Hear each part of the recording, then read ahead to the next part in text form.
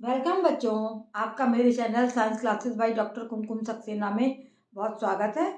और इस समय हम चल रहे हैं 9th क्लास का चैप्टर प्लांट टिश्यू। पौधों के ऊतक, पौधों में कितने प्रकार के ऊतक होते हैं, कैसे होते हैं और ऊतक क्या होते हैं, उनका क्या क्या कार्य होता है। मेरे चैनल को बच्चों देखते रहिए, आपको ऐसे ही फ्री एजुकेशन मिलती रहेगी। अगर सब्सक्राइब ना किया हो तो सब्सक्राइब करें, और सब्सक्राइब कर लिया हो तो आप लोग अपने दोस्तों को शेयर करें। आप देखिए, मैंने आपको एक चार्ट बना हुआ दिखाई दे रहा है ब्लैक बोर्ड पे, पादप ऊतक।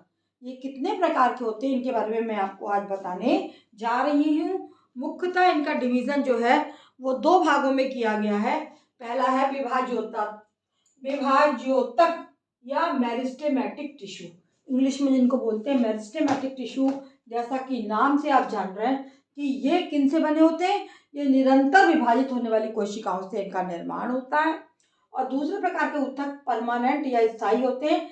ये भी विभाज्योतक से ही बनते हैं, लेकिन ये बनके जहाँ पर आ जाते हैं वहाँ फिर इनका विभाजन बंद हो जाता है और ये कोशिका विभाजित नहीं होती हैं और ये स्थायी कोशिकाएं कहलाती हैं।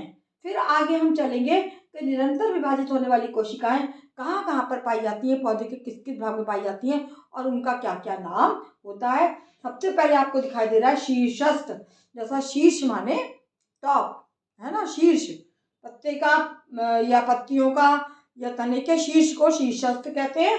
तने के तथा जड़ के शीर्ष भाग में, तने का शीर्ष भाग क्या होता है, जहाँ पे एपिकल बड पाई जाती है वहां पर ये ऊतक उपस्थित होते हैं। शीर्ष भाग में टॉप पे उपस्थित होते हैं और जड़ में भी जहाँ टॉप होती है, जहाँ इनका डिवीजन होकर ये लंबाई बढ़ा सकें वहां पर ये उपस्थित होते हैं। इनको हम बोलते हैं शीर्षस्थ ऊतक।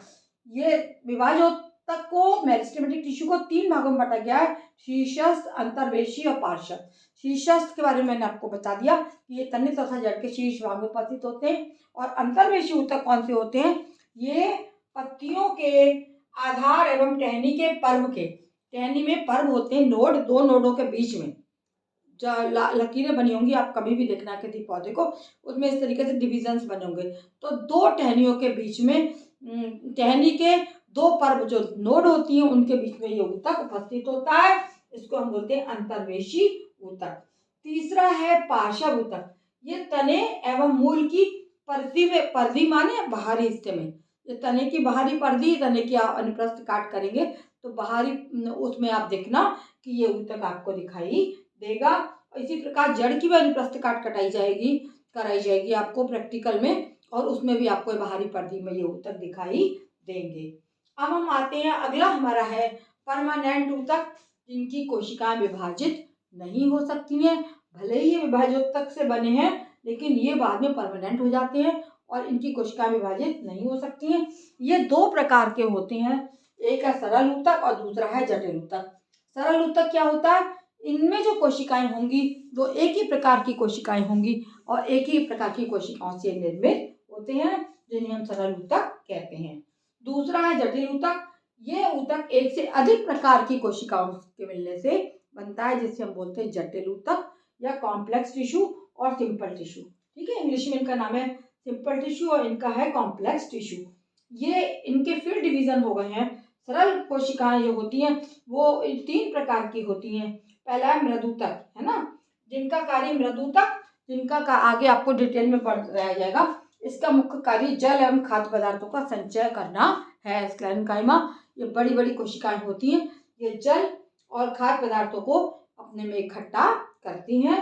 दूसरा है स्थूल कोण ऊतक। ये पौधों को एक यांत्रिक सुरक्षा प्रदान करते हैं। खड़े होते हैं पौधे जो लंबे लंबे ऊपर जाते हैं, उनमें दृढ़ता प्रदान करने के लिए इस ऊतक की आवश्यकता होती है। ये पौधों को यांत्रिक सहायता प्रदान करता है।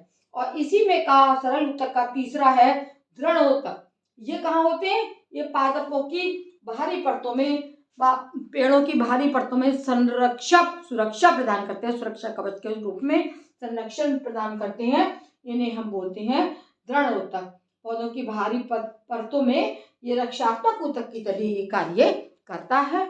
अब लास्ट वाले पे हम आते हैं, ये हमारा जटिल ऊतक, जो एक से अन्य प्रकार की कोशिकाओं से निर्मित होता है। बहुत सारी कोशिकाएं से मिलती हैं तो ये बनाया जाता है।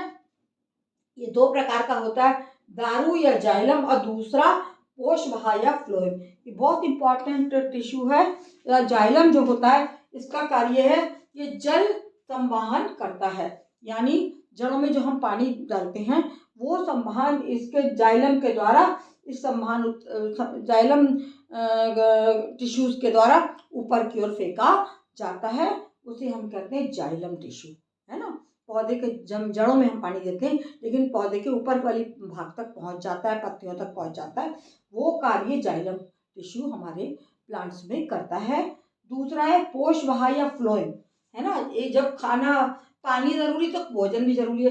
तो आपको पता होगा कि पौधे का हरा भाग जो भोजन बनाता है, भोजन का निर्माण करता है, सूर्य के प्रकाश से क्लोरोफिल और वायुमंडल से कार्बन डाइऑक्साइड लेकर ग्लूकोज का निर्माण या पौधे में काहे का निर्माण होता है, भोजन का निर्माण किया जाता है।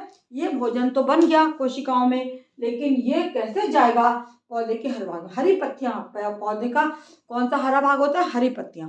हरी पत्तियां भोजन का निर्माण करती हैं और इस तरीके से भोजन के निर्माण में जो भोजन बनता है उसे भी पौधे के अन्य भागों में हमें भेजना है, तो वो हमारे फ्लोएम जो है का कार्य है। फ्लोएम टिश्यू जो है निर्मित भोजन को हरे भागों से पौधे के विभिन्न भागों तक पहुंचाता है। तो ये मैंने आपको बता दिया।